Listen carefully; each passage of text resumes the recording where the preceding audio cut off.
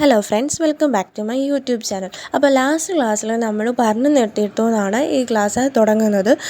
ഈ വീഡിയോയിൽ നമ്മൾ പഠിക്കാൻ പോകുന്നത് ടൈപ്സ് ഓഫ് എംപ്ലോയ്മെൻറ്റും ബിസിനസ് പ്രൊഫഷൻ ആൻഡ് എംപ്ലോയ്മെൻറ്റ് തമ്മിലുള്ള കമ്പാരിസണുമാണ്. Types of employment. Employees can be recruited under several types of employments.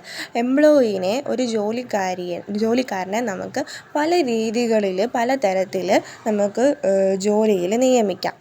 The type of employment under which an individual is employed is mentioned in the employment contract. അതായത് ഒരു ഇൻഡിവിജ്വലിനെ ഏത് തൊഴിൽ രീതിയിലാണ് ജോലി ചെയ്യുന്നത് എന്നതൊക്കെ വ്യക്തമാക്കുന്നത് എംപ്ലോയ്മെൻറ്റ് കോൺട്രാക്റ്റിലാണ്.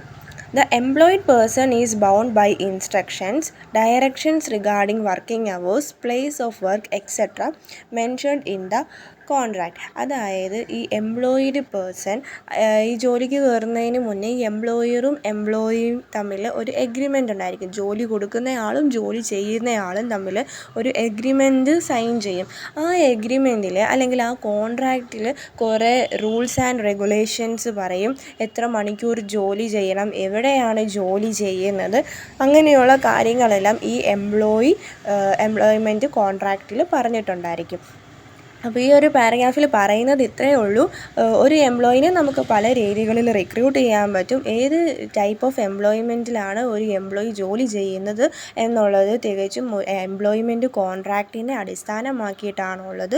എംപ്ലോയിഡ് പേഴ്സൺ എംപ്ലോയ്മെൻറ്റ് കോൺട്രാക്റ്റിൽ പറഞ്ഞിട്ടുള്ള എല്ലാ കാര്യങ്ങളും റൂൾസ് ആൻഡ് റെഗുലേഷൻസ് ഇൻസ്ട്രക്ഷൻസും എല്ലാം ഫോളോ ചെയ്യണം. അതൊക്കെ എംപ്ലോയ്മെൻറ്റ് കോൺട്രാക്റ്റിലുണ്ട്. ഏതൊക്കെ ടൈപ്സ് ഓഫ് എംപ്ലോയ്മെൻ്റ് ആണുള്ളതെന്ന് നോക്കാം. ആദ്യത്തേത് full time employment, second one part time employment, third one casual employment, fourth one contract employment, fifth one apprenticeship, sixth one seasonal employment. ഇങ്ങനെ 6 types of employment ആണുള്ളത്. അപ്പോൾ ആദ്യത്തെ ടൈപ്പ് ഓഫ് എംപ്ലോയ്മെൻ്റ് ആയ full time employment എന്താണെന്ന് നമുക്ക് നോക്കാം. Full time employment in which an individual works a base number of hours put forth by the employer is known as full time employment. It is usually accompanied by benefits that are not ordinarily offered to part time employees. അതായത് full time employment എന്ന് വെച്ചാൽ പൂർണ്ണകാല തൊഴിൽ. അതായത് ഒരു employee നമ്മുടെ employer പറഞ്ഞിട്ടുള്ള മുഴുവൻ ജോലി സമയവും ജോലി ചെയ്യുന്ന തൊഴിൽ രീതിയെയാണ് ഫുൾ ടൈം എംപ്ലോയ്മെൻറ്റ് എന്ന് പറയുന്നത്. നമ്മളുടെ ആ ഒരു എംപ്ലോയ്മെൻറ്റ് കോൺട്രാക്റ്റിൽ പറഞ്ഞിട്ടുള്ള എല്ലാ റൂൾസ് ആൻഡ് റെഗുലേഷൻസും എസ്പെഷ്യലി ഇപ്പോൾ 8 മണിക്കൂർ ജോലി ചെയ്യണമെന്ന് പറഞ്ഞാൽ ആ 8 മണിക്കൂറും ജോലി ചെയ്യുന്നു. ആ ഒരു ടൈപ്പ് ഓഫ് എംപ്ലോയ്മെൻറ്റിനെയാണ് ഫുൾ ടൈം എംപ്ലോയ്മെൻറ്റ് എന്ന് പറയുന്നത്. ചിലപ്പം ഡെയിലി ആയിരിക്കാം, അല്ലെങ്കിൽ വീക്ക്ലി ആയിരിക്കാം. അങ്ങനെ നമ്മുടെ എംപ്ലോയ്മെൻറ്റ് കോൺട്രാക്റ്റിൽ പറഞ്ഞിട്ടുള്ള രീതിയിൽ ജോലി ചെയ്യുന്ന ആ ഒരു റിക്വയർമെൻറ്റ്സ് എല്ലാം ഫുൾഫിൽ ചെയ്യുന്ന എംപ്ലോയ്മെൻറ്റ്. ഫുൾ ടൈം എംപ്ലോയ്മെൻറ്റിൽ ജോലി ചെയ്യുന്ന എംപ്ലോയീസിന് പാർട്ട് ടൈം എംപ്ലോയീസിനെക്കാട്ടിലും കൂടുതൽ ബെനിഫിറ്റ്സ് കിട്ടും.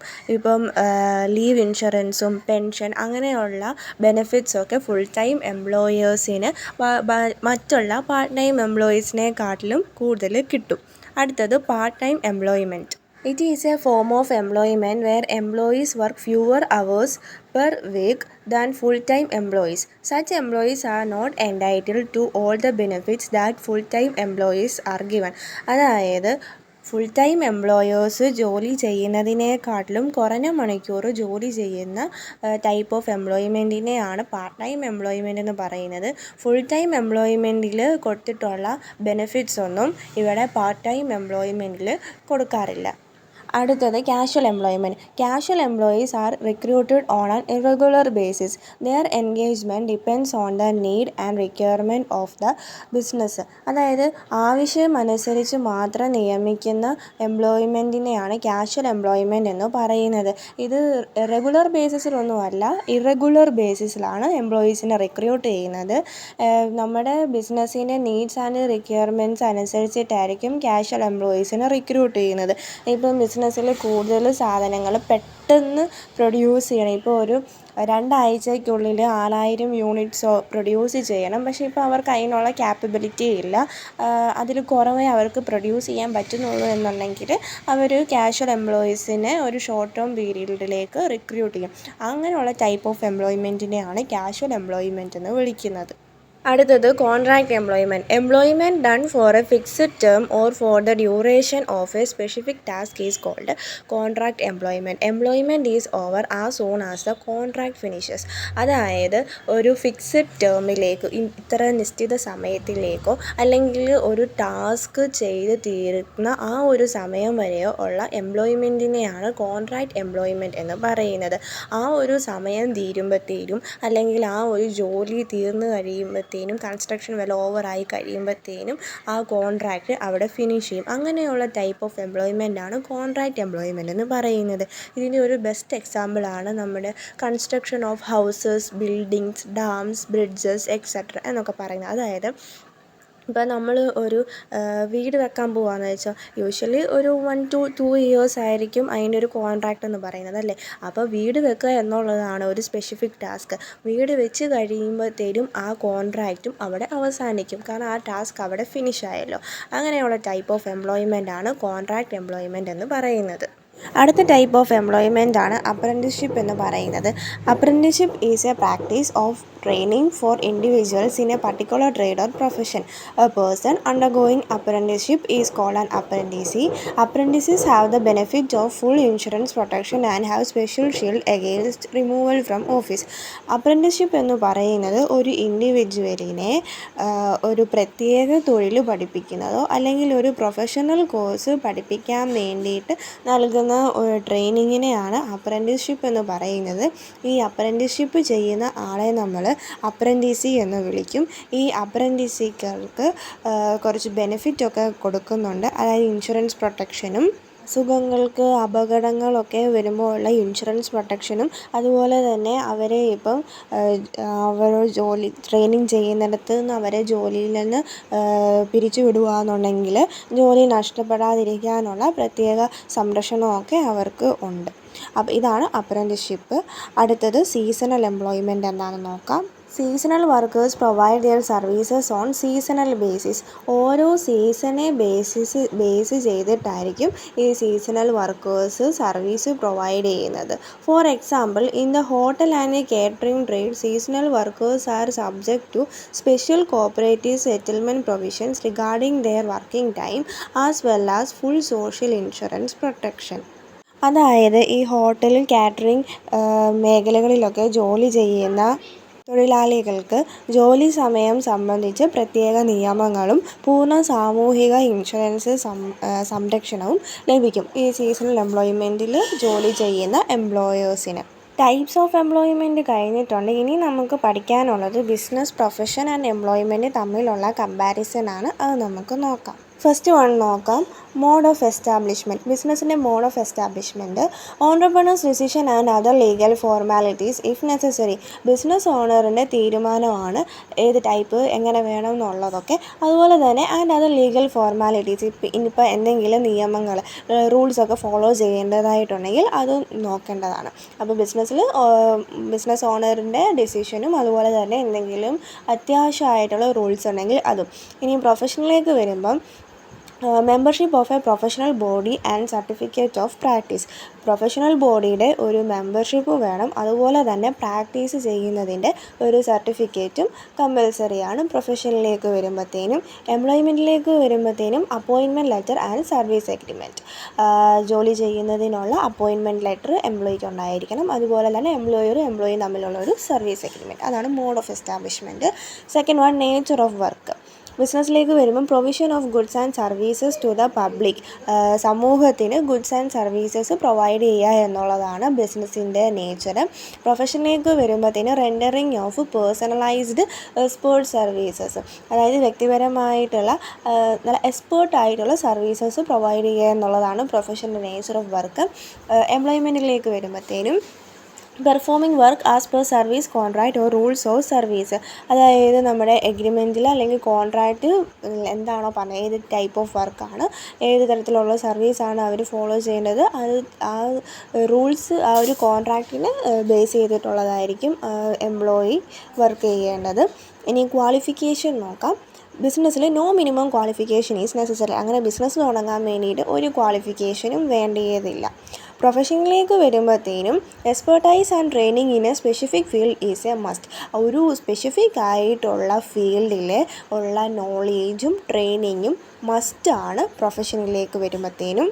എംപ്ലോയ്മെൻറ്റിൽ qualification and training as prescribed by the employer. ആ കോൺട്രാക്റ്റ് എംപ്ലോയ്മെൻറ്റിൽ തന്നെ കൊടുത്തിട്ടുണ്ടായിരിക്കും എന്തൊക്കെ ക്വാളിഫിക്കേഷൻ വേണം, എന്തൊക്കെ ട്രെയിനിങ് വേണമെന്നുള്ളത്. അപ്പം എംപ്ലോയർ പറഞ്ഞിട്ടുള്ള ആ ഒരു ക്വാളിഫിക്കേഷനും ട്രെയിനിങ്ങും ആണ് എംപ്ലോയ്മെൻറ്റിൽ ആവശ്യമായിട്ടുള്ളത്. Reward or return. ബിസിനസ്സിൽ റിവാർഡ് അല്ലെങ്കിൽ റിട്ടേൺ എന്ന് പറയുന്നത് പ്രോഫിറ്റാണ്. ഗുഡ്സ് അല്ലെങ്കിൽ സർവീസസ് വിറ്റിട്ട് അവർക്ക് തിരിച്ച് കിട്ടുന്ന എമൗണ്ട്, തിരിച്ച് കിട്ടുന്ന റവന്യൂ, അതാണ് പ്രോഫിറ്റ്. അവരുടെ ചിലവുകളെല്ലാം ബാക്കി കഴിഞ്ഞിട്ടുള്ള എമൗണ്ട് പ്രോഫിറ്റ്, അതാണ് അവരുടെ റിവാർഡെന്ന് പറയുന്നത്. പ്രൊഫഷനിലേക്ക് വരുമ്പം പ്രൊഫഷണൽ ഫീസ്. നമ്മളൊരു ഡോക്ടറിനെ കൺസൾട്ട് ചെയ്യുമ്പോൾ ഡോക്ടറിന് ഫീസ് കൊടുക്കത്തില്ലേ, അതൊരു ഡോക്ടർ എന്ന് പറയുന്നത് ഒരു പ്രൊഫഷണലാണല്ലോ. അപ്പം അത് പ്രൊഫഷണൽ റിവാർഡ് റിട്ടേൺ എന്ന് പറയുന്നത് പ്രൊഫഷണൽ ഫീ ആണ്. ഇനി എംപ്ലോയ്മെൻറ്റിലേക്ക് വരുമ്പോഴത്തേനും എംപ്ലോയിക്ക് ഉള്ള റിവാർഡ് അല്ലെങ്കിൽ റിട്ടേൺ എന്ന് പറയുന്നത് സാലറി ഓർ വേജസ് ആണ്.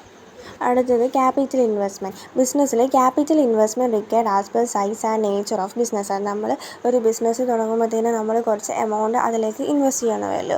അപ്പം ബിസിനസ്സിൽ അത്യാവശ്യം എമൗണ്ട് വേണ്ടി വരും.